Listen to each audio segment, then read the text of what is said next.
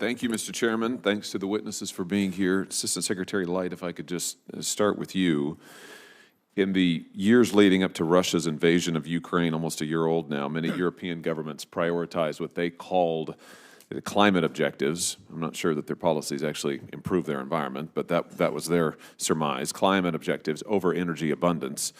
And in particular, they prioritized cheap energy from an authoritarian regime over energy independence.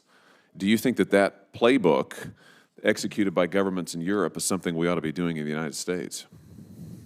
I think that the clear lesson is that no country should be beholden to one supplier for its energy sources or a very large proportion of its energy sources, and that energy security is built on energy diversification.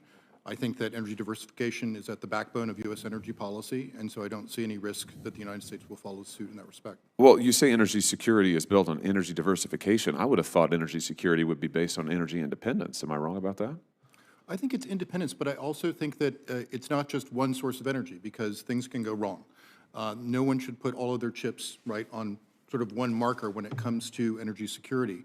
So I think that to have as diverse a supply as possible, while still looking at other goals, like climate goals, is a very good path forward for countries to take, and it's something that the United States wants to support other countries in helping to do. Well, why wouldn't we put our chips on American energy? And we've got various sources of energy in this country.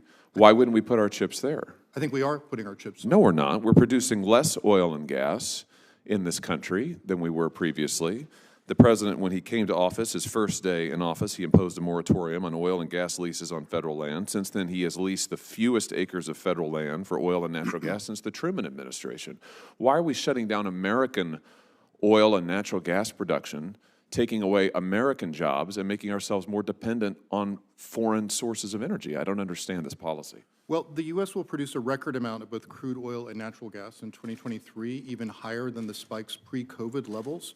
And the president is actively encouraging U.S. oil producers to increase production and reinvest their profits back into production rather than buying back stocks, and I think that's the right policy to pursue. He's doing that while he is shutting down the ability to lease federal land for oil and natural gas, the fewest acres of federal land leased since the Truman administration. He's boasted about how he hopes, he just said in the State of the Union, that we may not need American oil after another 10 years. I mean, what kind of a message does that send? Is that energy security? So any questions about leasing on federal land, I would direct to the Department of Interior, not the Department of Energy, sir.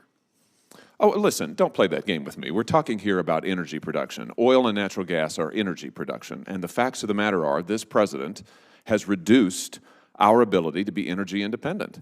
And you're sitting here telling me that that increases our energy security. It looks just the opposite to me. It seems to me that you're... In this eye-opening video, we break down the fiery exchange between Senator Josh Hawley and U.S. energy officials over America's shifting energy policies.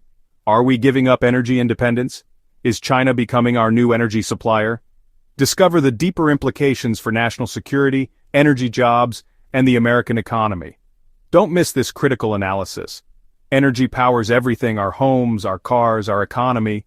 But what happens when a nation built on energy independence begins to abandon its own resources? Today we're diving into a blistering Senate exchange that raises a chilling question. Is the United States sleepwalking into an energy trap similar to Europe's pre-Ukraine crisis?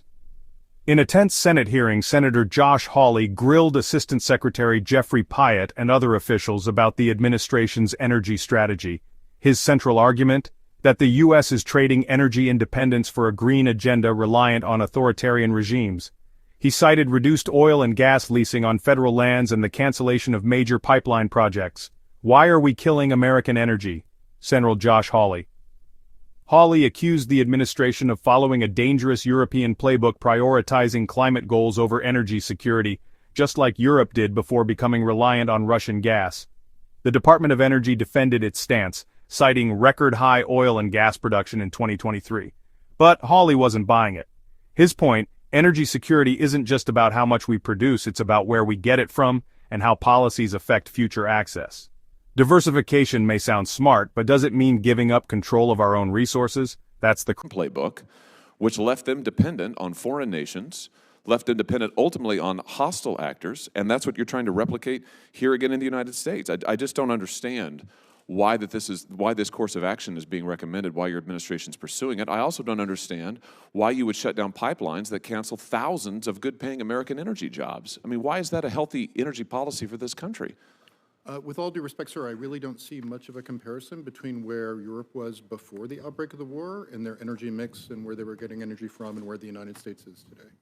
Well, let me just ask you, on the topic of dependence on authoritarian regimes, about China. China is one of the largest processors of the materials that serve as the building blocks for many of the so-called green energy transition that the administration is pursuing. According to the IEA, China processes 40% of the world's copper, more than 30% of the nickel in the world, 60% of cobalt, 60% of lithium, and more than 80% of rare earth minerals. Now, in light of that, many commentators have suggested that the United States is even more dependent on China for key components of solar power, panels, wind turbines, and batteries than Europe was on Russia in the lead up to the invasion of Ukraine.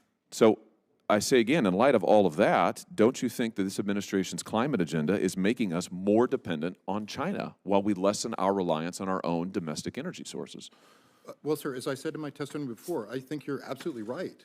China does own too much of the critical minerals supply chain from the beginning, from ownership of resources through processing and through the creation of modules and other sort of parts of clean energy components. So why would you want to make us more dependent on them? Use the tools that the Congress has given us, sir, to make sure that we diversify the supply chains, prosperous. Now, our path forward seems divided between carbon-free dreams and carbon-fueled realities. As we weigh jobs, security, and sustainability, one thing is clear: the decisions made today will shape the world our children inherit tomorrow. Like this video if you believe in energy independence. Comment below. Should America prioritize energy security over climate goals? Subscribe for more deep dives into energy policy.